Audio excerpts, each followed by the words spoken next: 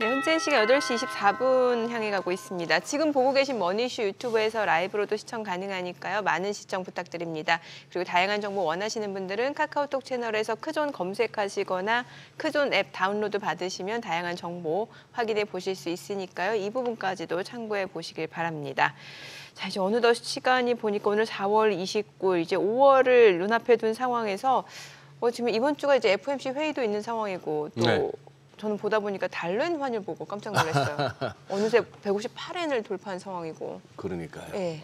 지난 주말에 BOJ 통화정책 회의 이후에 이렇게까지 뛰나 싶을 정도로 그거 하네요.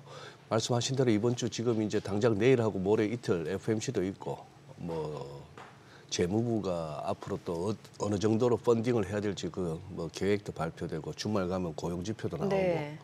이번 주 뭐 연애 때와 다르게 월요일 날 오늘 송정인 대표님께서 짚어주시는 펀더멘탈 것이 한번 좀 제대로 한번 정리해야 될 것 같아요. 네, 디멘전 투자자문의 네. 투자부문 송재경 대표님 함께합니다. 어서 오세요. 어서 오세요. 안녕하세요. 대표님. 예. 챙겨봐야 될 게 한두 개가 아닌 것 같네요, 이번 그러니까요. 주에. 예. 점점 더 빠지는 것 그러니까요. 같습니다. 예, 예. 네. 예.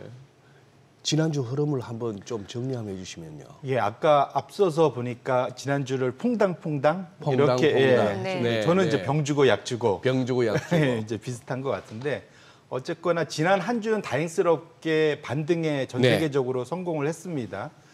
아마 일주일 전에 제가 여기서 아마 그 기술적으로는 이제 반등을 줄 수 네. 있는 구간으로 진입을 했다. 기술적 반등이 나올 수 있다 했는데 다행스럽게 기술적 반등이 나왔고요. 거기에 더해서 전반적으로 뭐 메타 같은 경우가 좀 예외긴 하지만 전반적으로는 호실적에 대해서 시장이 상대적으로 환호해 주면서 상당한 뭐 미국의 그러한 매크로 지표들이 악재임에도 너무 좋아서 악재임에도 예. 불구하고 어쨌든 시장이 그러니까 올라서 끝났다는 건 참 다행이다 이렇게 생각하고 있습니다. 네, 병 주고 약 주고라는 말씀을 주셨는데 그러면 나라별로 좀 흐름을 좀 체크해 볼까요? 예, 이제 우리는 항상 미국을 중심으로 예, 보게 예. 되잖아요. 네네. 전 세계가 가장 크니까.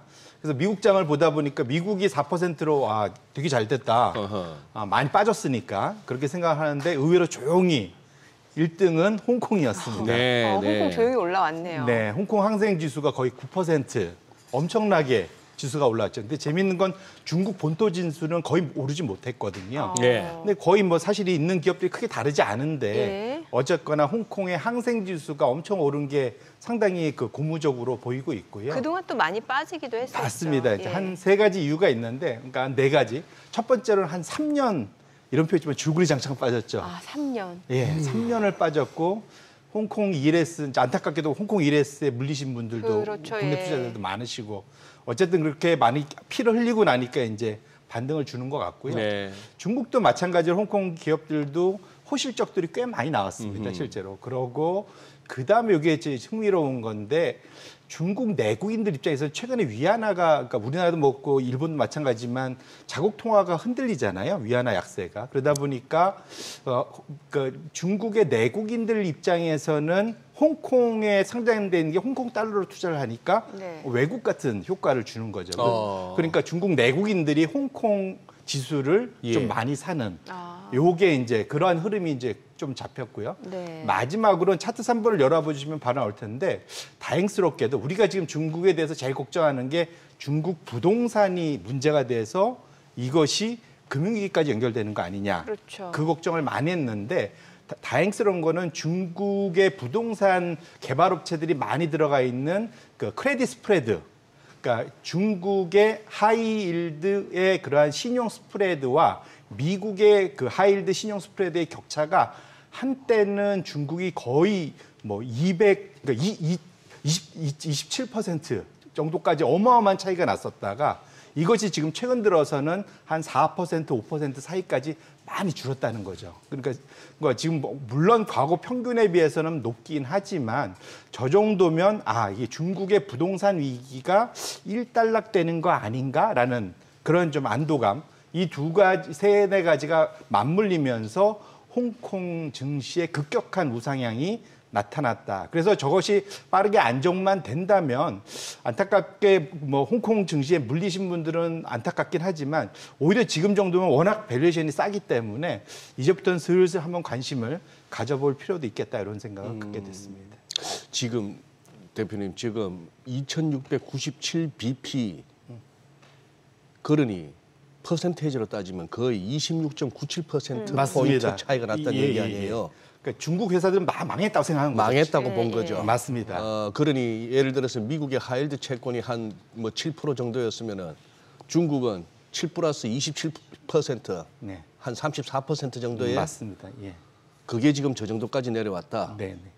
거의 뭐 이상무라는 선언인데요. 시장 입장에서는. 그러니까 어느 정도 이제 중국이 안정적으로 좀 구조조정에 성공하고 있다라고 적어도 네. 신용 크레딧 마켓에서는 평가를 해주고 있다라고 분석할 수 있을 것 네. 같습니다. 예.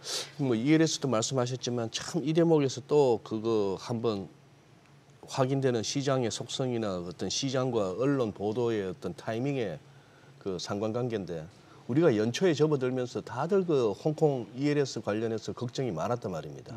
근데 지금 이렇게 지나고 보면은 그런 보도가 이렇게 여기저기서 막 나올 때가 바닥이었네요. 그것도 일종의 뭐 지금 쏠림 현상, 또 마지막 휴먼 인디케이터 그런 뭐 이런 역할을 그런 느낌을 네. 네. 자, 그리고 앞서 저희가 이제 나라별로도 봤습니다만 최근에 보면은 또 나스닥이 또 많이 올라온 게 또 그동안 또 조정을 또 받을 만큼 또 받다 보니까 올라온 게 아닌가라는 생각이 들고 업종별로도 보니까 소외됐던 섹터 위주로 또 올라오는 모습이었던 것 같거든요. 맞습니다. 이제 미국 업종이 그 지난 일주일간을 해보면은 확실하게 지금 앞서 있는 게 뭐냐면 엔비디아가 있는 그 정보 기술 IT 네네. 예. 이 업종이 가장 1등을 했고요. 예. 그 다음에 두 번째로는 테슬라가 있는 경기 소비재. 네. 테슬라도 그동안 많이 조정을 받았죠. 그렇죠. 한 40% 이상 조정받다가 지금 연초 대비 한 30% 초반대까지 마이너스 예. 어느 정도 좀 좁히긴 했는데 어쨌거나 중요한 거는 그 사이에 제가 말씀드린 기술적 반등을 확실히 줄 수 있는 구간에서 강하게 기술적 반등이 나왔다. 저 두 업종이 유일하게 S&P 500을 이기는 그런 업종으로 나타났고요. 그 외 나머지들은 상대적으로 결국은 빅테크의 최대 소비 기업들, 그러니까 정보 기술은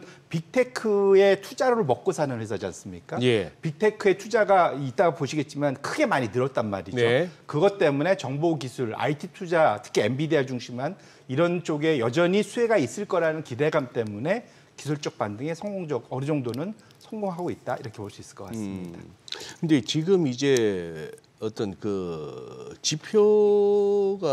지표는 조금 이렇게 시장을 그렇게 뭐 시장이 고무적이라 할 수 없는데 시장은 그 지표를 딛고 간다는 느낌이거든요. 지난주 나왔던 그 미국의 GDP 1분기 GDP 성장률 뭐 그리고 PC 뭐 1분기 PC가 높았으니까 당연히 3월도 높겠거니 하긴 했습니다만 조금은 이제 높아지고 있고 이런 것들 그래서 뭐 뉴욕발이 됐건 뭐가 됐건 갑자기 시황에서 참 1970년대 이후로 잘 안 보이던 그 스태그플레이션 뭐 이런 용어가 자꾸 회자되는데도 불구하고 올라도 그냥 오르는 게 아니고 급등 양상을 보인단 말이죠. 네. 맞습니다. 지금 화면에 지금 잘 네. 자료가 나오고 있는데, 그러니까 일단은 GDP 증가율은 원래 2.5%를 시장 생각을 예상은 그렇죠. 네. 했는데 1.6이 나와갖고 화들짝 놀랐죠. 화들짝 놀랐죠. 그래서 이제 스태그플레이션 네. 걱정이 나온 건데요. 네. 결론 말씀드리면 그 안에 실제로 미국 GDP를 구성하는 여러 요소 중에 소비자 지출이 제일 중요한데 네. 소비자 지출은 3.3% 성장이 나왔거든요. 여전히 왕성하다. 아주 여전히 강하다. 소비자 지출은. 반면에 이걸 1.6으로 끌어내는 요소를 보면 네. 소위 무역 수지 네네. 이쪽과 관련된 거. 그러니까 순수입이 좀 많아진 거 첫 번째. 그다음에 두 번째는 재고가 많이 줄은 거. 네. 그다음에 정부 투자가 좀 줄었던 거. 정부의 네. 지출이 줄은 거. 근데 결국 여기에서 뭐 재고나 정부 지출이나 이런 것들은 언제든지 다음 분기에 다시 끌어올릴 수 있고 미국이 지금 그 소위 재무부의 일반 계정, 그러니까 소위 그 트레저리 그 제너럴 그 어카운트라는 데에 거의 지금 9천억 불 정도가 지금 쌓아놨거든요. 발행을 많이 해놔서 네. 이걸 이제 하반기에 다시 쓸 거지 않습니까? 네. 그렇게 놓고 보면 그쪽 부분은 다시 그러니까 소위 정부 지출은 다시 올라올 수 있기 때문에 그렇게 보면 지금 미국의 1.6%를 보고 스태그플레이션을 얘기하는 거는 조금 너무 이르다. 첫 번째로는 반면에 이제 소비자 지출이 강한데 문제는 물가가 엄청 아까 개인 PC가 예. 2.6, 2.8 뭐 이렇게 나오는데 예. 이건 이제 전년 동기 대비고 네. 동월 대비고 사실은 최근 3개월 흐름을 보면 그건 걱정스럽습니다. 물가가 확실히 반등한다는 게 느껴지는 거거든요. 예. 저희 수차로는 지금 헤드라인이 2.7, 근원이 2.8인데 저거를 전월 대비 네. 전월 대비를 연율로 하면은 3.7까지 오르고요. 네. 최근 3개월을 평균해서 보면 4.4까지 갑니다. 4%를 넘는다. 그러면 이게 지금 연초에 완전 우상향이거든요. 네.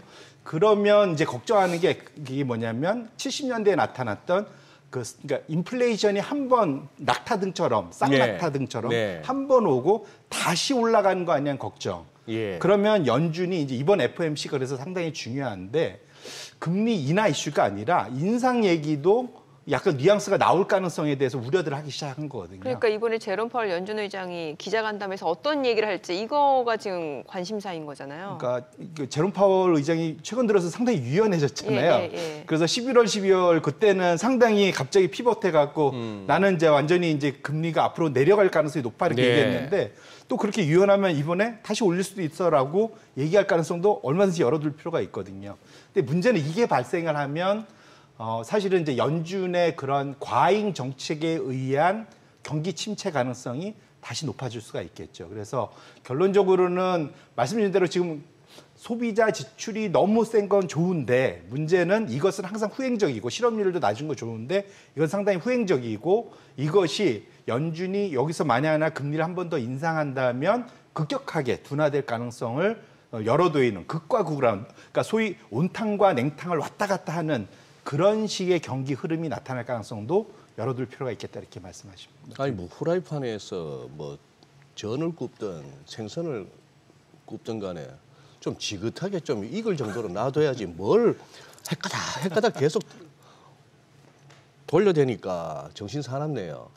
앞에 또 올해가 대선이 있어서도 그런 것 대선이 같습니다. 있어서. 연준이 움직일 수 있는 그러한 시간적 예. 그 기회도 몇 번 안 남은 게 또 이슈인 것도 같습니다. 근데 연준 이번 저는 좀 그거 한 게 참 묘한 게 이 나스닥의 월봉도 그렇고 또 대부분 종목들도 주요 빅테크 종목들도 그렇고 이달 월봉이 묘합니다. 저기 대표님께서는 이제 기술적인 어떤 접근을 어디까지 이렇게 인정해 주시는지 모르겠는데 이렇게 급격한 긴 하락세 끝에 이렇게 또 보면 뭐 음봉이든 양봉이든 아래 꼬리가 길게 달리면 이것도 눈이 반짝거리잖아요. 아 이거 바닥 신호다. 마찬가지로 이 아래 꼬리라는 것이 계속 올라가다가 이렇게 또 나오는 아래 꼬리도 이게 별로 좋지는 않거든요. 이름이 달라지지 않습니까? 이거는 망치고 이거는 교수형이고 그래야 되는데 교수형이 대학 교수 말고 이 행잉맨, 네, 이제 다 왔다 시세 네네. 끝났다 하는 행잉맨인데. 지금 그런 차트들이 너무 많이 보여요. 지수에서도 보이고. 그래서 이래저래 이번 FOMC하고 이번 주 실적들 아직도 빅테크들 실적들도 좀 남았고 주말에 고용지표까지 해서 요 허들만 잘 넘으면은 월봉이 시사는 조금 무거워 보이는 그 신호를 무시하고 금년은 선거도 있고 해서 그냥 쭉 가는 거야라고 해도 될 것 같은데 이래저래 한번 보기는 봐야 될 것 같습니다. 보기는 봐야 될 것 같은데 지금 여기서 BOJ 발 이후 달러엔 환율은 엄청난데 이게 어떻게 보면은 유동성 측면에서만 보자면 BOJ 발 유동성 공급은 계속 된다라는 아주 그냥 직진해서 그 결론을 도출해도 되는 거 아닙니까? 뭐 결론부터 말씀드리면 지난 주말에 예상과 밖으로 그러니까 일본은행의 통화 정책에서 뭔가 그러니까 소위 채권 매입과 관련된 얘기가 좀 나와줄 줄 알았는데 채권 매입 규모를 좀 줄인다든지. 근데 전혀 노 코멘트. 노 코멘트. 예, 그러니까 왜 저러지라고 사실 시장이 노 코멘트라기보다도 성명서 보니까 아주 빈정상한 듯이 지난 3월달 결정대로니까 지난 3월 거 봐 이런 분위기던데요. 그러니까요. 그래서 네. 약간 뭐랄까 내팽개친 느낌. 예. 그래갖고 그러면 일본 엔화가 그러니까 달러당 155엔, 6엔 뚫고 뭐 160엔 가도 그냥 내비둔다는 거야?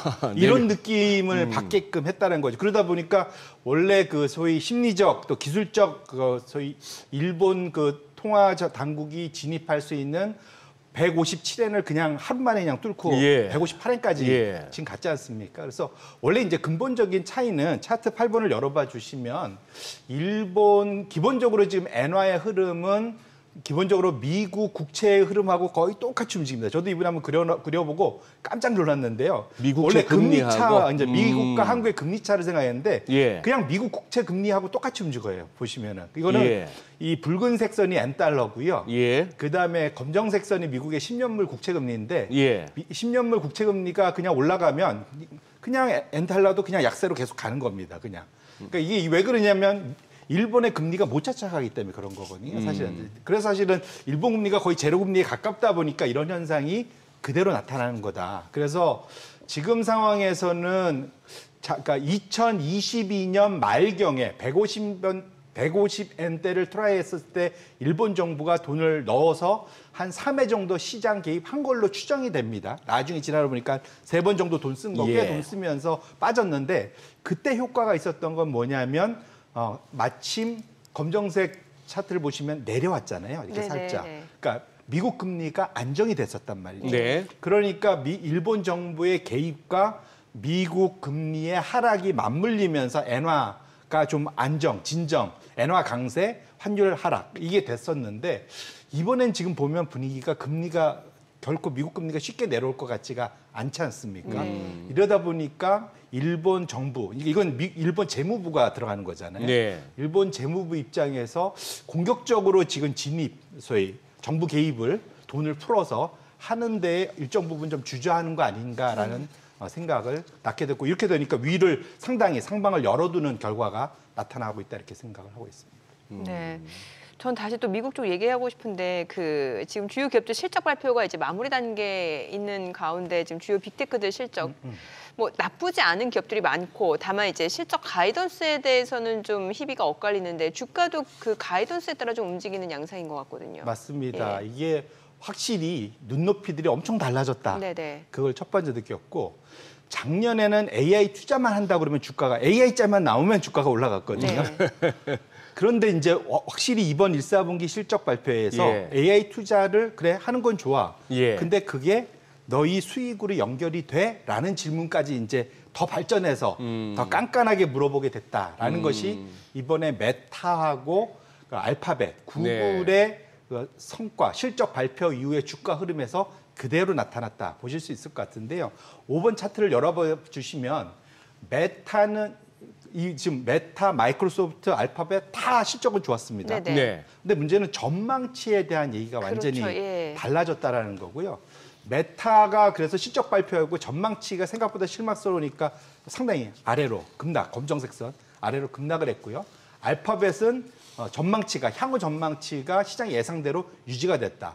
메타는 4분기 이번 실적 그러니까 매출 증가율이 20%대 두 자릿수도 같은 앞자가 2자였다가 2분기에 대해서는 앞자리가 1자로 바뀌었거든요. 그러니까 그렇게 AI에 투자를 많이 하는데 매출 증가가 둔화돼 10%대 후반도 상당히 높은데도 불구하고 상당히 근데 사실은 가장 큰 차이는 메타는 연초 후에 많이 올랐었거든요. 네네. 30% 이상 많이 올랐기 때문에 눈높이가 훨씬 세진 거고요. 알파벳은 그렇게 못 올라고 심지어 마이너스까지 갔었다가 조금만 잘해도 박수를 받는. 거기에다가 알파벳은 기억하시겠지만 사상 최초로 배당도 시작했죠. 그다음에 자사주 매입을 700억 달러 신규 추가로 더 강하게 그리고 깜짝 선물까지 주면서 전혀 반대된. 그래서 결론적으로 말씀드리고 싶은 거는 AI 투자가 앞으로 훨씬 더 투자자들이 매의 눈으로 이것이 수익으로 연결되는지를 잘 체크하게 될 거다 이렇게 말씀을 드립니다. 사실 새 업체 자체가 다 뭐 AI 투자 계획을 밝혔는데 그 왜 메타만 이게 독이 되는 거예요? 이게 이제 말씀드린 대로 탑라인 그로서 이제 그러니까 소위 그 매출 성장률, 매출 성장률이 그러니까 시장에서 기대한 것보다 많이 내려왔거든요. 그것이 이제 가장 큰 차이. 그러니까 구글은 예상치만큼 낮다라는 게 첫 번째고요. 두 번째로 아까 말씀드렸는데 근본적으로는 그러니까 출발점이 달랐던 거예요. 메타는 이미 30% 이상 많이 올라서 그 다음에 30% 이상에서 더 올라가려면 더 잘해야지 이렇게 된 거고 애플은 주가가 많이 못 오른 상황에서 그 정도면 충분해. 10%대 후반대 또 20% 정도 성장하면 충분해. 라는 똑같은 비슷한 수준의 성장률을 보고도 전혀 다른 평가를 하게 된 것은 결국은 그 사이에 주가의 흐름에 의해서 눈높이가 달라진 거다 이렇게 보셔야 될 것 같습니다. 야, 우리 역시 송정인 대표님의 내공은 제가 인정합니다. 방금 정민 앵커의 이런 질문은 저 예전에 그 자리에 있으면서 패널로 나올 때 가끔씩 속으로 그랬어요. 그걸 내가 어떻게 아냐 싶은 질문 참 많았어요. 메타가 왜 그랬는지 어떻게 알아요, 여기서. 심지어 사실 자료도 준비해 오셨어요. 지금 화면에 잠깐 자막으로만 나갔는데 저 그래프도 있어요, 지금. 예, 그래프 있어요. 그래프로도 준비하셨기 때문에. 오케이. 준비된 거에 대한 질문을 저는 한 거예요. 하기야. 예. 송 대표님은 뭐 정확하게 자료와 또 숫자로 이렇게 말씀하시는 거고 또 뭐 저처럼 이렇게 내피셜로 대충 떼우는 사람하고 다르시니까. 우리 오늘 뭐 나쁘지 않겠죠? 아무래도 뭐 당연히 지난 주말 금요일 날 미국장이 상당히 성공적으로 끝나서 뭐 적어도 일단 출발 자체는 긍정적으로 시작하지 않을까 이렇게 생각을 합니다. 근데 저는 국채 수익률도 약간 좀 불안해요. 10년물 국채 수익률. 그게 이제 그래서 이제 저도 이번에 들어오면서 FOMC가 더욱 중요해진 게 그러니까 그 지난 주말까지 뭐 이번 주에 이제 화요일 날 아마존, AMD 그다음에 목요일 날 저녁에 애플 남은 우리나라 증시에 영향을 미칠 메이저 미국의 기업들이 실적이 좀 남아 있긴 하죠. 근데 호실적인 이제 그렇게 되면 마무리가 되고 이제 본격적으로 이제 매크로 변수가 중요해지죠. 말씀 주신 대로 FOMC의 흐름에 따라서 미국 국채 금리가 레벨업 될 수 있는 그러한 이제 리스크라고 할 수 있겠죠. 그거 따라서 우리나라 국내 국채 금리도 동반 상승. 또 최근 들어서 사실 우리나라는 또 정책 변수로 이제 물가에 영향을 미칠 수 있는 전기, 가스 요금 인상을 줄줄이 앞두고 있지 않습니까? 이런 것들 때문에 이제는 실적 시즌이 마무리되고 나면 다시 매크로 변수가 상당히 중요해지는. 당장 오늘 중국 제조 PMI 발표가 있지 않습니까? 이런 것들이 쭉. 그리고 이제 뒤로 가면 이제 고용 지표, 미국 고용 지표도 있고. 결론적으로는 이제는 매크로 변수가 좀 더 시장에 영향을 좀 더 강하게 미치는 그런 시점으로 가고 있다. 그래서 제가 보이는 거는 이번 주의 포인트는 저겁니다. 결국은 그 AI 투자에 있어서 우리나라 입장에서 이제 삼성전자, SK 하이닉스 같은 관련된 기업들이 영향을 받는데 중요한 거는 결국은 투자가 증가하는 건 되게 좋아요. 그 6번 차트 열어봐 주시면 확실히 빅테크 기업들 지금 여기에 보면은 마이크로소프트하고 구글, 알파벳의 지금 분기 설비 투자의 규모가 레벨이 이제 증가가 나오는데 매출액 대비로 놓고 보면은 거의 알파벳, 마이크로, 메타 거의 전 연도 대비해서 거의 그 25%에서 거의 40% 성장, 어마어마한 성장을 보이고 있거든요. 그래서 메타는 그래프 색깔이 메타는 저기 없습니다. 근데 거의 방향은 똑같습니다. 저희. 근데 방향성 지금 근데 저 우측에 그 우상향하는 저 차트대로 AI 관련된 우리나라 SK 하이닉스 같은 주가가 저거 따라서 그대로 올라왔죠. 근데 문제는 이게 하반기로 가면 이제 둔화가 될 거죠. 왜냐면 올라온 수준이 쭉 유지가 될 거니까. 그래서 결국은 앞으로 오늘 이제 이번 주에 발표될 AMD 같은 케이스는 엔비디아와의 경쟁을 어떻게 할 거냐. 그다음에 아마존 실적에서 우리가 체크해 봐야 될 거는 아마존의 그런 AI 투자도 중요하지만 아마존이 엔비디아로부터 독립을 언제 할 거냐에 대한 그러한 그 클루 이런 것들을 증거 같은 걸 찾아내는 이런 것들이 앞으로 이번 주 애플도 어떻게 할 건지 이런 것들이 이번 주에 우리나라 AI 밸류 체인에 들어가 있는 우리나라 굵직한 기업들의 주가 흐름에 상당히 큰 영향을 줄 수 있는 상황이다 이렇게 말씀드립니다. 알겠습니다. 저는 이제 앞서 말씀드린 그 국채 수익률 그걸 여쭤본 게 사실 이게 국채 금리 자체가 증시에 많은 영향을 주는 거잖아요, 지금. 맞습니다. 그러니까 기본적으로 금리가 올라가는 건 나쁜 건 아니에요. 왜냐하면 네네. 경기가 좋으면 금리는 올라가야 되잖아요. 그렇죠. 예. 그러니까 경기가 세면 이 미국 금리가 이렇게 높은 이유는 미국의 경제 성장률이 워낙 좋기 때문에 그런 겁니다. 문제는 변동성이 너무 급격하게 오르거나 급격하게 떨어지면 그러면 증시는 오르든 떨어지든 급격하게 움직이면 악재라는 거죠. 네네. 그게 이제 지금 이 골드만삭스 자료인데 지금 지난 3년간 1개월 기준으로 전달 대비 얼마나 급격하게 변했느냐. 아. 작게 변했을 땐 큰 이슈가 없는데 네. 크게 변했을 때 저기서 계산한 거는 전달 대비 한 55bp, 그러니까 0.5%가 더 오르거나 급격하게 떨어지면 주식시장은 둘 다 빠졌다라는 거죠. 그래서 지금 상황에서 이게 지금 4.67이 지금 미국의 10년물 금리가 왔다 갔다 하고 있는데 5% 트라이하면 저기에 충분히 근접을 할 수가 있는 거죠. 이것이 단기에 급격하게 간다면 분명 주식시장이 조정을 받을 수 있는 빌미를 줄 수 있다는 차원에서 지금 금리의 방향성, 금리의 변화의 속도 이런 것이 상당히 중요해지는 시점인 거는 분명하다 이렇게 말씀드립니다. 우리 국내 금리도 미국 따라 이렇게 방향성은 같이 가고 있습니다만 뭐 현재 크게 우려할 만한 뭐 현상은 나타나는 건 아니죠. 이게 방향성은 확실히 미국 때문에라도 끌려 올라가는 건 첫 예. 번째 맞고요. 아까 말씀드린 대로 이제 그 사이 밀어놨던 우리 밀린 숙제들이 많잖아요. 총선 이후로 네. 그래서 대표적으로 이제 전기요금, 예. 네. 가스요금 예. 이게 이제 뭐 5월, 6월 이제 아하. 지금 이제 인상을 앞두고 있는 거잖아요. 분명 그런 것들 거기에 이제 한국전력이 그 사이에 안 찍던 한전채를 시장에서 찍으면 그러면 사실은 이제 시장 금리를 일정 부분 시중 금리를 끌어올릴 수 있는 그런 이제 빌미가 될 수 있을 것 같습니다. 그래서 전반적으로 우리나라도 지금 상당히 금리가 안정돼 있어서 다행이긴 하지만 상승 압력이 좀 더 커질 수 있는 국면으로 넘어가는 것만은 분명하다. 네. 저는 그렇게 해석을 하고 있습니다. 네. 알겠습니다. 자, 지금 시각 8시 50분 향해 갑니다. 오늘 양시장 호가 상황 좀 체크해 보도록 하겠습니다. 먼저 코스피 예상 체결 지수부터 확인해 보도록 하죠. 오늘 0.74% 상승 예상되고요. 지금 예상 체결 지수는 2,676포인트입니다. 지난주 후반에 단숨에 2,670선까지 회복이 2,600선 회복이 됐고 오늘 추가적으로 또 19포인트 지금 상승 출발 예상이 되는 분위기고요. 코스닥도 0.6% 상승이 예상됩니다. 예상 체결 지수는 862포인트입니다. 시가총액 상위 종목 예상 체결가 보도록 하겠습니다. 삼성전자가 오늘 1.5% 상승 예상되고요. 호가는 78,000원으로 집계가 됩니다.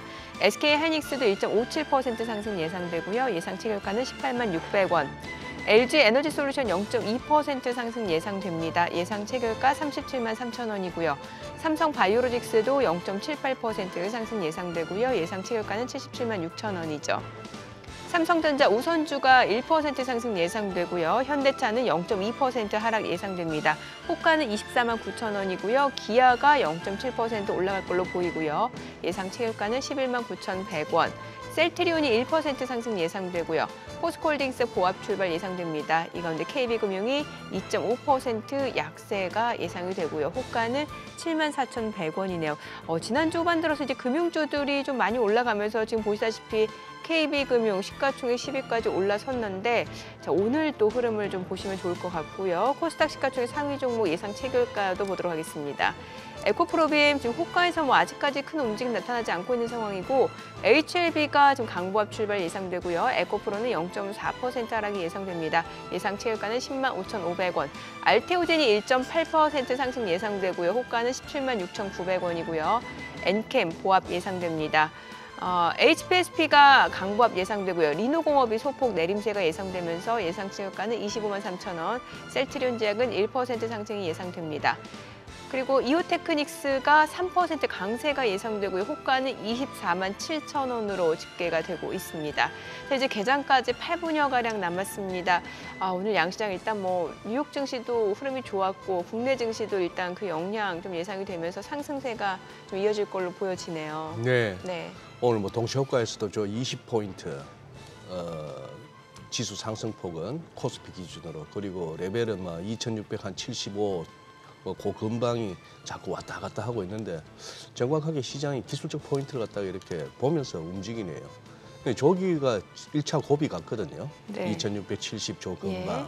그리고 아침에 개장하면서 한 20포인트 정도 상승 시작하고 이거 폭을 더 늘려가느냐 아니면 그 이후에 폭을 갖다 이제 줄여나가느냐 하는 거고 이거 넘었으면 그 다음 허들은 또 우리 지난번에 올라갈 때 약간 힘겨웠던 2,720 뭐 그렇게 이제 짚어지는 상황이라서 오늘은 요 개장 초 상승 출발인데 그 이후 흐름이 이제 궁금한 그런 상황이 됐습니다. 아마 주식하시는 분들 그랬을걸요. 토요일 날 아침에 일어나셔서 아 오늘 그냥 장 열지 뭐. 일본 미국 장이 워낙 좋아가지고. 근데 지금 이제 아시아 시작하면서 미국의 지수 선물 흐름이 보이는데 뭐 빠지지는 않습니다만 강보합이긴 한데 월요일 날 지난 금요일 날 급등에 비해서는 조금 이렇게 숨 고르는 듯한 그런 양상입니다. 한번 저 동시효과에서 보이는 저 레벨을 더 올라서느냐가 오늘 관건인 것 같네요. 그러게요. 아니 그리고 왜 5월달 증시격은 제 입으로 말하고 싶진 않은데 좀 안 맞았으면 좋겠는데. 네. 세린 메이, 뭐 고웨이. 세린이하고 메이하고 친구다. 예. 어때요? 어떻게 보세요? 왜냐면 지금 벌써 4월 29일. 이게 이제 그 격언이 그 과거에 이제 통상적으로 5월부터 그러니까 그 5월부터 한 11월, 뭐 11월부터 4월 그때의 그 기본적인 기간 성과가 서로 다르다. 그러니까 보통 그때 이제 성과가 5월부터 11월 그 사이가 별로 안 좋고 11월부터 4월이 훨씬 좋다. 이제 이런 것 때문에 나왔는데 뭐 기본적으로는 제가 이해하는 바로는 그게 1960년도에 발견이 돼서 60년부터 한 80년 그 사이에는 그것이 이제 제대로 그 작동하던 기전인데 그런 계절성이었는데 그 이후로는 이것도 약간 이제 맞을 때도 있고 안 맞을 때도 있다. 그래서 그거를 그냥 맹신하기는 좀 어렵다. 뭐 이렇게 말씀을 드리고 싶어요. 하단의 자막에는 실제 불분명한 옛말이라고. 맞네요. 예. 맞습니다. 그러니까 거의 1980년으로 이제 끝이 난. 네. 예, 그러니까 지금 뭐 80년생 이후 투자하시는 분들도 많을 텐데 네. 몰라도 되는 어찌 보면 몰라도 되는데 자꾸 나오니까 말하기 좋지 않습니까? 네. 쓰기 좋고 말하기 좋고. 네네. 그래서 아마 그런 거 아닌가 싶은데요. 어쨌거나 우리 저 메인 작가께서 보면은 자막도 준비해놓고 또 우리 실제 라이브 상황, 시장 상황 따라서 또 패널 분들의 대답 내용에 따라서 그때그때 바로 써주는데 이 내공이 상당하거든요. 시장 들여다본 지가 오래된 데다가 그 모든 이슈 다 커버하고 그러면 실체 불분명한 옛말이라는 것에 한 표. 네. 5월에 좀 그럼 괜찮다라고 보시는 거예요? 결론은 그러니까 저 말 때문에 팔 필요는 없다. 그렇죠. 예. 근데 이제 그러니까 만약에 혹시라도 떨어지면 안 좋으면 저 말 때문에 떨어진 건 아니다. 이제 이 말씀. 저것 때문에 떨어진 건 아닌데 5월에 혹시나 장이 좀 흔들리면은 제 얘기 또 분명히 나옵니다. 또 가장 최근으로 제 기억에 이런 4월에 상당히 어려웠던 거나 보면은 유럽 피그스 위기 그게 아마 요 기간쯤이었던 걸로 기억을 합니다. 그리고 중국의 큰 2015년도에 큰 변동, 상해지수 뭐 급등락 이것도 아마 그 이후인가 뭐 기억 뭐 이런 식으로 기억이 나는데요. 그래서 어쨌든 특정 그러한 그 이벤트들이 있긴 했었지만 매년 저런 일이 벌어진다 그거는 동의하기 좀 어렵다. 그래서 지금은 오히려 그런 이제 격언 이미 이제 흘러간 격언보다는 현재 일어난 이벤트에 좀 집중할 필요가 있는데 확실한 거는 FOMC에서 파월의 입에서 나오는 말 때문에 변동성이 커질 가능성은 충분히 있다. 이렇게 말씀드리겠습니다. 앞서 저희 또 달러엔도 봤었잖아요. 뭐 지금 달러엔이 158엔 돌파를 하고 있는 상황이다 보니까 사실 그동안 일본 증시가 좀 좋았다가 최근에 또 주춤하고 있는 모습이거든요. 이게 또 환율하고도 충분히 연관지어서 생각해 볼 수 있는 거잖아요. 맞습니다. 이게 통상적으로 아마 제가 얼마 전에 한번 보여드렸던 것 같은데 기축통화국 달러 인덱스 안에 들어가는 기업들, 그러니까 나라들 대표적으로 유로, 그다음에 일본, 뭐 스위스, 스웨덴 뭐 이런 데들, 캐나다, 영국 뭐 이런 데들 그 나라들은 달러 대비 자국 통화가 약세로 가면 주식시장을 오히려 좋습니다. 전반적으로. 우리나라 같이 신흥국으로 분류되는 나라들은 달러 대비 우리나라 통화가 약세로 가면 안 좋죠. 맞아요. 그게 이제 소위 우리 신흥국의 서름, 그다음에 기축통화국의 그런 이제 그런 기득권 뭐 이렇게 표현할 수 있을 것 같은데 어쨌거나 일본 증시도 최근 지난 10년간은 그냥 그대로 보시면 엔화 약세의 흐름과 그러니까 그 엔달러가 계속 우상향하면서 니케이 225가 똑같은 상향으로 우상향해서 올라왔었다는 거죠. 그 흐름 그런데 최근 들어서 요게 흐름이 조금씩 끊기고는 있습니다. 그래서 원래 아까 말씀드린 대로 N달러가 올라가면 그러니까 일본 증시가 올라가는 그게 이제 상관관계지 않습니까? 네. 그 흐름이 저 밑에 그 녹색 영역으로 표시가 됐는데 가장 최근에 보면은 거의 이제 중립 서로 상관없는 쪽까지 지금 와 있습니다. 네. 이게 무슨 말이냐면 엔화가 약세로 가도 그 주식시장이 크게 오르지 못한다는 지금 그런 얘기거든요. 네네. 예. 이 얘기는 어찌 보면 주식시장에서는 일본 정부가 개입을 빨리 해서 그래서 다시 강세로 돌려놓으면 우리 증시에 이제 악영향을 미칠까봐 그래서 사실은 미리 좀 빼는 그런 경향이 있지 않는가? 그래서 적어도 지금 일본 증시에 투자하는 사람들의 기본적인 생각은 아마 그 N달러 그런 현재의 그런 우상향에 대해서 조만간 이번 주라도 일본 그 정부의 개입이 들어올 것이라고 예상을 하고 있다라고 저는 그렇게 해석을 하고 있습니다. 예. 지금 오늘 우리 송 대표님 해주실 말씀 중에 보니까 고평가 우려에 직면한 반도체 기술주 외에 좀 덜 부각된 섹터 했는데 유틸리티 업종을 갖다가 주목하라고요. 네네. 그게 지금 미국 얘기입니까? 우리 얘기입니까? 뭐 둘 다 할 수 있을 것 둘 같은데 다 이유는 조금씩 다를 수 있는데 예. 뭐 기본적인 흐름은 둘 다 할 수 있다라고 말씀을 드리고 싶은데 이제 가장 큰 이유는 이것이 AI 수혜주가 될 수 있다. 에너지와 유틸리티가. 에너지와 유틸리티가 네. 예. 이제 그게 이제 가장 시간이 되나요? 얘기가? 아니, 하시다가 네네. 제가 끊을게요. 알아서. 기본적으로 예. 지난주에 이렇다니까 하도 얘기 중에 막 그거 무한하게 끊으셔서 이제 개장은 해야 되기 때문에 그렇죠, 그런 거고. 그렇죠. 예. 그러니까 지난주에 되게 사실 AI 쪽에 큰 그런 이벤트가 있었거든요. 네. 그게 뭐였냐면 테드 컨퍼런스라고 예. 소위 첨단 기술 쪽의 글루들이 다 모여서 의견을 교환하는 그것이 이제 캐나다 밴쿠버에 있었거든요. 예, 네. 자 그럼 캐나다 밴쿠버에 있었던 일은 제가 다음에 들어보도록 하겠습니다. 국내 증시 개장합니다.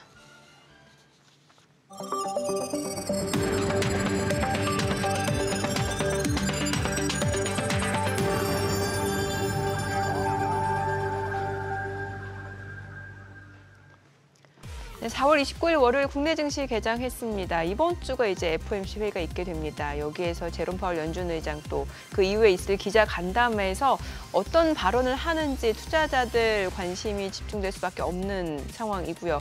또 고용지표 발표까지 앞두고 있는 상황. 지금 최근에 나온 물가지표 개인 소비 지출을 놓고 봤을 때 인플레이션이 쉽게 꺾이지 않는다라는 측면에서 미 연준의 금리 인하 기대감 계속해서 지연되고 있는 모습이고요. 또 경기를 나타내는 지표들 1분기 GDP 성장률 속보치 같은 경우는 시장의 예상치를 하회했다는 측면에서 또 스태그플레이션 우려까지 나오고 있습니다만 시장 흐름은 무관하게 굉장히 좋은 상황이고 오늘 국내 증시도 지금 보시다시피 출발 지수는 상승을 보여주고 있습니다. 코스피가 0.8% 올라갑니다. 2,678포인트, 코스닥도 0.5% 올라갑니다. 861포인트입니다. 양시장 상승 출발 보여주고 있고요. 시가총액 상위 종목 시초가 보겠습니다. 삼성전자가 오늘 1% 올라갑니다. 77,500원이고요. SK하이닉스가 1% 이상 올라갑니다. 179,900원. LG에너지솔루션 0.5% 상승합니다. 374,000원이고요. 삼성바이오로직스도 0.39% 상승합니다. 773,000원. 삼성전자 우선주가 0.7% 올라갑니다. 64,800원이고요. 현대차도 0.8% 올라갑니다. 251,500원. 기아가 2% 강세 보여줍니다. 127,700원이고요. 셀트리온도 1.47% 상승합니다. 179,200원. 포스코홀딩스는 보합이고요. KB금융은 1.8% 하락하면서 74,700원. 지난주 후반에 많이 올랐던 만큼 또 차익 실현 물량들이 좀 나오는 것 같고요. 코스닥 시가총액 상위 종목 시초가도 보도록 하겠습니다. 코스닥 오늘 에코프로비엠 0.6% 떨어집니다. 지금 주가는 234,500원, HLB가 0.4% 하락 109,600원, 에코프로가 1% 약세입니다. 104,800원이고요. 알테오제는 1.38% 상승합니다. 176,000원, 엔캠이 0.7% 올라갑니다. 281,500원에 거래되고 있고요. HPSP가 2% 강세입니다. 39,500원이고요. 리노공업도 1% 가까이 올라갑니다. 256,000원. 셀트리온자 1.5% 상승하네요. 91,300원이고요. 레인보우 로보틱스도 오름세입니다. 171,900원. 이오테크닉스가 3.7% 상승하면서 248,500원에 거래되고 있습니다.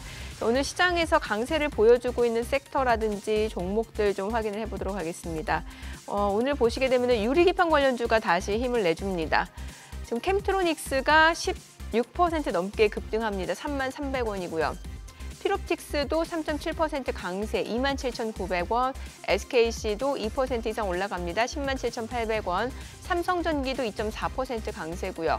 YC캠도 4.5% 상승하면서 25,200원, FNS테크도 4% 강세 11,640원에 거래되고 있고요. 그 밖에 HB테크놀로지 지금 8% 강세입니다.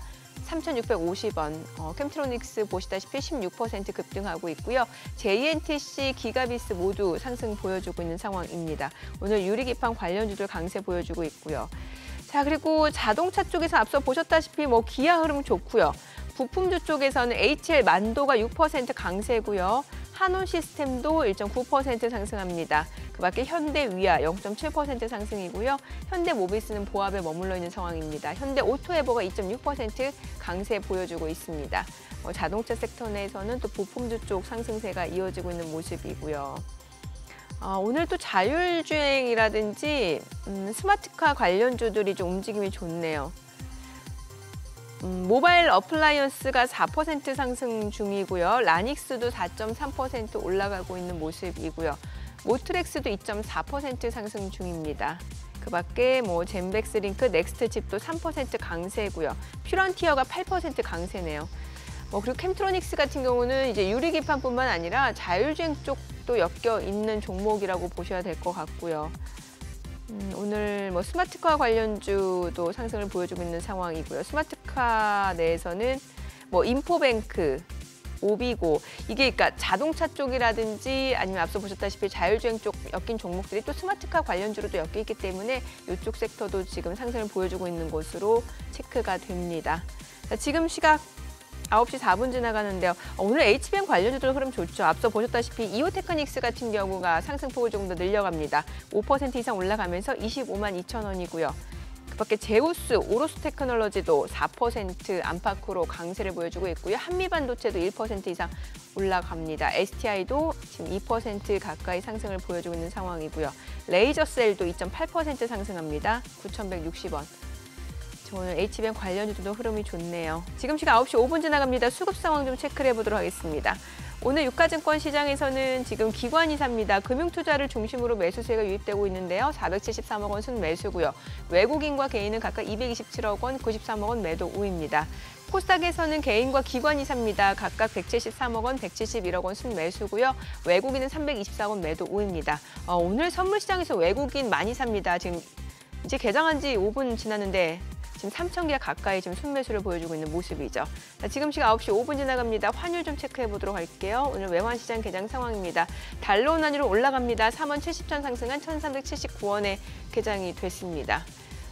환율은 올라가고 지금 보니까 시장도 상승을 보여주고 있는 상황이고. 환율은 개장가가 현재까지는 제일 고점이네요. 79원에 개장했고 지금은 이제 77원 밑으로 살짝 내려오려고 하는 그런 정도라 가지고 확실히 20포인트 코스피 20포인트 상승폭 그 이상으로 가는 부분이 여기가 고비인 것 같긴 한데 오늘은 지금 대표님 보시기에 그래도 큰 흐름에 있어서 여기서 이렇게 크게 비중을 줄일 만한 상황은 아닌 거죠? 지금은 흐름은 일단 실적들이 좋으니까 그것 때문에 일단은 지금은 매크로 변수의 변동성을 실적이 그걸 이제 이겨내는 그런 모습을 보이고 있어서 그렇게 놓고 본다면 말씀 주신 대로 큰 변동이 크게 나타날 가능성은 지금까지는 좀 낮아 보이지 않을까 그렇게 생각합니다. 앞서 캐나다 밴쿠버에 있었던 테드 그거 말씀을 이제 연결해서 해주셔야 될 것 같아요. 거기 이제 넥스트 이제 AI의 흐름 방향성이 앞으로 어떻게 갈 거냐 그럴 때 한 4가지 변수가 앞으로 더 중요해질 것 같다. 이제 사실 다 아시는 내용이긴 하지만 데이터가 더 많이 필요하다. 데이터가 왜냐하면 이게 이제 카피라이트 때문에 요즘에 데이터 구하기가 만만치 않은 쪽으로 가서 저작권 때문에. 그러니까 더 많은 데이터, 그다음에 이거를 빠르게 그 계산해낼 수 있는 컴퓨팅 파워. 예. 그다음에 왜냐하면 그래야지 이제 학습도 하고 추론도 하고 그래서 예. AI 데이터 예. 센터가 움직일 거지 않습니까? 예. 근데 어마어마하게 이 데이터 센터가 AI는 특히 더 이 전기 먹는 하마랍니다. 그래서 웬만한 데이터 센터 하나가 예. 미국의 소도시 전체가 그 쓰는 전기량을 데이터 센터 하나가 다 소모를 한다고 그러더라고요. 그러다 보니까 그래요? 국내 증시에서 최근에 뭐 전선 전력 관련주들이 엄청 올라갔잖아요. 그렇죠. 이게 또 40년 만에 업그레이드 수요와 예. 겹치면서 그렇게 늘어났는데 그래서 이제 에너지 그리드가 이걸 아. 버텨낼 수 있겠느냐. 네. 에너지 그리드라 하면 전기를 생산하는 시점부터 전달해서 마무리 소비시키는 그 전체를 에너지 그리드라고 하죠. 그다음 마지막으로는 이걸 뒷받침할 수 있는 자금 조달이 가능하냐. 요 네 가지가 결국은 앞으로 AI 투자의 중요한 관건이 될 거다고. 기존에는 우리 챗GPT 같은 경우가 개인들을 상대로 지금 다 했지 않습니까? 예. 파일럿도 예. 있고. 그런데 확실히 거기 구루들은 그걸로는 승부가 안 나고 결국 기업들을 상대로 뚫어야 된다. 결국은 그것이 이제 그 관건이다. 이제 요것이 크게 모여 있는 아이디어들이었는데 이러다 보니까 지금은 일차적인 AI 최대 수혜는 엔비디아를 위시로 한 AI 장비, 예. 부품 뭐 이런 회사들이 당연히 수혜. 우리는 SK 하이닉스 뭐 이런 건데 네. 그 다음 넥스트로 보면 아까 세 번째가 제가 에너지 그리드라고 했잖아요. 에너지, 예. 그래서 결국 에너지 관련된 업종, 그다음에 유틸리티 업종이 차세대, 그 넥스트 AI의 그런 수혜 영역이 확장되고 난다면 그쪽이지 않겠느냐는데 때마침 이것도 마찬가지로 에너지하고 기술 간에 이게 이제 업앤다운이 있는 거죠. 이제 상대 성과가 올라가면 저게 우상향하면 에너지가 더 좋은 거고요. 내려오면 저 녹색 선이 내려오면 기술이 에너지 시장을 이기는 겁니다. 에너지 업종을. 네네. 근데 이게 대략 한 20년 사이클을 10년 사이클을 두고 위로 오르고 내려오고 올라오는데 최근 들어 보시면 이제 다시 에너지가 바닥을 찍고 기술보다 아웃퍼폼 하려고 지금 폼을 잡고 있는 거죠. 결론적으로는 에너지가 충분히 좀 많이 싸져 있는 상태에서 기술주는 많이 아웃퍼폼을 한 상태에서 에너지 업종이 AI하고도 연관이 될 수 있다는 측면에서 중요한 거고요. 최근 들어서는 원래 그런 빅테크들은 대부분의 전력을 어디서 얻기를 원하냐면 신재생 에너지에서 얻기를 원합니다. 네네. 근데 신재생 에너지로는 지금 폭발적으로 늘어나는 그 전력 수요를 다 감당을 못하다 그럴 것 보니까 같은데요. 이것이 네. 이제 원자력으로 네, 가고 네. 심지어는 저기 유럽 쪽의 일부는 뭐 석탄도 다시 떼기 시작하고 화력 쪽으로. 예, 뭐 예. 기본적으로 네. 그러니까 이게 석유, 가스, 석탄 지금 안 가리고 지금 데이터 센터에서 필요한 전력을 다시 공급해야 된다는 얘기가 나오고 있어서 예. 결론적으로는 이 에너지 업종이 거기에 대표적인 거 아니냐는 게 첫 번째 아이디어인 거고요. 두 번째로는 유틸리티는 뭐냐면 제일 좋은 거 이게 약간 빈집털입니다. 빈집털이. 예. 워낙 그 사이에 이제 재미가 원래 유틸리티 업종이 재미가 없잖아요. 예. 그럼 우리나라뿐만 아니라 미국도 마찬가지입니다. 그러다 보니까 지난 10여 년 동안 역대급으로 이제 맨 마지막 차트를 열어봐 주시면 거의 아무도 안 들고 있어요. 아, 아무도 안 들고 있어요.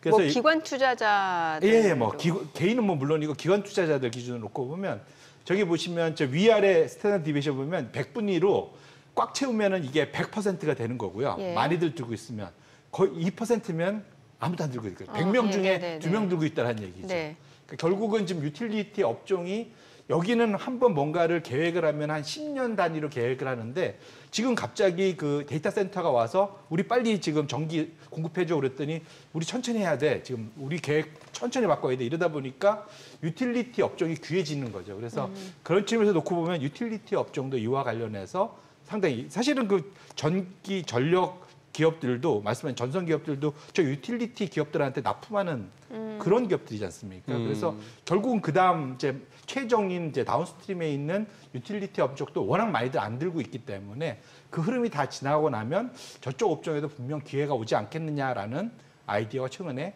좀 높아지고 있다. 그러면 우리 시청자분들이 이해를 돕기 위해서 미국에서의 대표적인 유틸리티, 우리나라에서의 대표적인 유틸리티 한 2개 정도만. 미국은 뭐 도미니언이라는 뭐 기업들, 이렇게 가장 많이 언급되는 게 그런 기업들이고요. 우리나라는 당연히 한국전력, 한전. 그다음에 한국가스공사 뭐 이런 데들이죠. 그다음에 지역 난방공사 그렇죠. 뭐 많죠. 최근 지난주에 보시면 사실 우리나라가 1등은 지난 한 주 동안 아까는 미국은 뭐 정보 그러니까 IT랑 그 저기 말씀드린 경기 소비였으면 네. 우리나라 이름이 다릅니다. 우리나라 1등이 지난주는 금융이었고요. 맞아요, 예. 금융. 금융이 지수로 그냥 10%를 예. 올랐습니다. 두 번째가 유틸리티였어요. 그러니까 왜냐하면 이제 아까 말씀드린 대로 물가 올라서 걱정이 아하. 하지만 전기가스 요금 인상을 앞두고 그렇죠. 사실은 예. 수혜 가능성에 대해서 최근에 많이 가격들이 올랐거든요. 그래서 결국은 확실히 마치 미국은 그때 AI가 올랐으면 우리는 2차 전지가 올랐듯이 2023년도에 네. 이게 각각 그 상황에 맞춰서 소위 대장 업종이 좀 달라지는 거죠. 그래서 우리나라도 분명 그런 쪽으로는 충분히 수혜나 기대를 해볼 수 있지 않을까 이렇게 생각을 합니다. 한국전력 같은 경우는 굉장히 무거운 종목으로 맞습니다. 알려져 있는데. 그래서 결국은 말씀드린 대로 전기 요금을 충분히 인상할 수 있느냐. 그래서 과거에도 제가 정확히 기억은 안 나는데 한국전력이 거의 배 이상 올라간 적이 있습니다. 그때 요금 인상을 지속적으로 할 때였거든요. 그러니까 요금 인상 사이클에 들어가면 한국전력이 상대적으로 주가가 좋아지는 그런 양상이 분명히 있기 때문에 근데 지금 물가 때문에 전기요금은 얼마나 올지는 알 수 없습니다. 예. 그런데 지금 부채가 지금 200조가 넘는다는 거지 않습니까? 그렇죠. 예, 예. 그렇기 때문에도 전기요금 인상은 꼭 해야 되는 워낙 지금 그 사이 밀어놨기 때문에 그런 측면에서 놓고 보면 제가 뭐 더블 간다 뭐 이런 말씀을 드리는 건 아니지만 분명 관심을 가져볼 만은 하지 않을까. 한전도 진짜 한번 대단한 적이 있었지 않습니까? 네. 한 2011년 그 한 4분기부터 해갖고 한 4, 5년 그때가 이제 전기요금 인상 사이클이었거든요. 그때가 네. 그때는 거의 한 3배 이상 갔는데 네, 네. 엄청난 시세감 나왔었죠. 국민주 소리까지 듣다가 그 이후로 너무 뭐 반등도 안 주면서 빠지기만 해갖고 거기에 또 많이들 또 물리기도 했어요. 왜냐면 우리나라 물가를 거의 저 기업 혼자서 감당하고 그러니까, 있는. 예. 그러니까 우리나라 예. 물가 못 오른 것 중에 안정된 것 중에 대부분이 저 회사의 부채로 사실은 쌓아놓은 거죠. 어찌 보면. 네, 그렇게 그러니까 보일 것 같습니다. 예. 네. 5월에 어떤 섹터를 보는 게 수익률 측면에서 좋을까요? 일단 지난주에 보니까 금융주가 많이 움직이긴 했는데 저희 금융주가 시세를 계속해서 이어갈 수 있을 거다라는 거에 대해서는 글쎄요, 잘 모르겠고. 워낙 이제 단기 예. 시세가 나서 아마 예. 이제 그런 겁이 날 텐데 뭐 결론부터 말씀드리면 밸류업 프로그램이 다시 또 뭔가 5월 초에 다시 뭔가 좀 구체적인 안이 나온다는 거지 않습니까? 예. 그게 하나고 확실히 외국인들이 금융주는 좋아하는 것 같아요. 특히 은행주. 네네. 이유가 뭐냐면 워낙 주주 환원을 잘해주기 때문에. 그래서 워낙 저 PBR 종목 중에 주주 환원을 스스로 적극적으로 하는 회사라는 측면에서 사실은 우리나라에서 그 금융주, 특히 은행들이 배당을 공격적으로 하고 싶어도 일정 부분 정부가 암암리에 좀 말리는 측면이 분명히 있거든요. 네, 네. 그래서 사실은 그게 배당이 정말로 좀 글로벌 트렌드에 맞춰서 배당이 올라간다면 금융주의 주가는 충분히 더 올라갈 수 있는 그러한 여력 이런 거는 충분히 더 있다 이렇게 말씀을 드리겠습니다. 네, 알겠습니다. 오늘 내용 잘 들었습니다. 고맙습니다. 네, 고맙습니다. 고맙습니다. 네, 오늘 들으신 내용과 관련해서 더 많은 정보 원하시는 분들은요. 카카오톡 채널에서 크존 검색하시거나 크존 앱 다운로드 받으시면 다양한 주식 정보 확인해 보실 수 있으니까요. 참고해 보시기 바랍니다. 자, 그럼 최근 또 외국인들 어떤 리포트 관심 있게 보는지 확인해 보겠습니다.